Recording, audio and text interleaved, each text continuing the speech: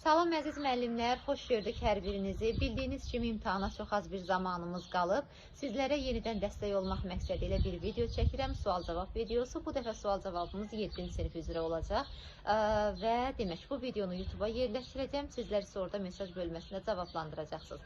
Bir nəzər salacağım. Görək hansı sualların cavabını bilirsiniz, hansıları unutmuşsunuzsa, həmin hissələri yenidən nəzər salmalı olacaqsınız.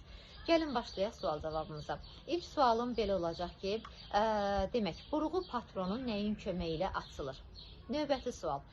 Yiv burğusu ilə tutaq ki, daxildə yiv açmışıq. Metalın daxilində yiv açdıq və yiv burğusunda metalın yonqarları, qırıntıları qalıb. Metal yonqarları nəyin köməyi ilə təmizlənəcək? Yəni, bu alətdən demək, metal yonqarlarını nəyin köməyi ilə təmizləmək olar? Növbəti sual. Gəlsin biraz tikiş mövzusundan. Bizə deyin görək, o hansı tikiş idi ki, hər tikiş deyirdik, hər növbəti tikiş əvvəlkinin ortasından başlayır. Daha bir sualımız gəlsin, sizə hardan, metallardan gəlsin. Bizə deyin görək hansı.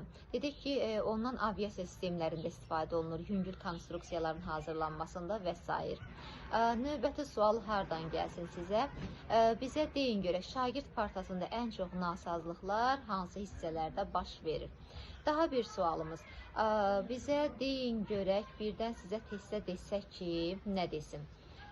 Viskozdan bağlı bir sual verim. Tutaq ki, biz istəyirik ki, viskoz, belə deyək, biraz kətan görünüşü versin, kətan görüntüsü əldə edək. Bunun üçün nə etmək lazımdır? Növbəti sual gəlsin hardan? Bizə deyin görək hansı? Qidalanmada tələblər hansılar idi? Qidalanmada tələblər hansılardır? Poliamidin çatışmayan cəhətləri və yaxud da ki, daha sonra növbəti bir sualımız da hardan gəlsin? Ütüdən gəlsin. Bizə deyin görək, tutaq ki, ütüdə siqnal lampası qulaq asırıq.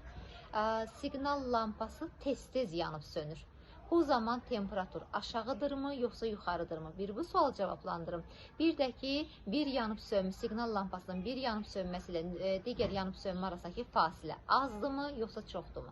Bu sualları cavablandırın. YouTube-a yerləşdirəcəm. Hər birinizə uğurlar.